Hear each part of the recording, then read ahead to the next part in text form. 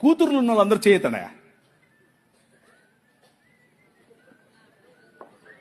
మిమ్మల్ని అడగలేదమ్మా, ఇక్కడ అడిగాను. మీరు ధన్యులు, మీరు ధన్యులు. ఎందుకో తెలుసా? మీ పాపను చూసి 6 ఏళ్ళైనా 10 ఏళ్ళైనా 15 ఏళ్ళైనా 25 ఏళ్ళైనా 35 ఏళ్ళైనా నో ప్రాబ్లం.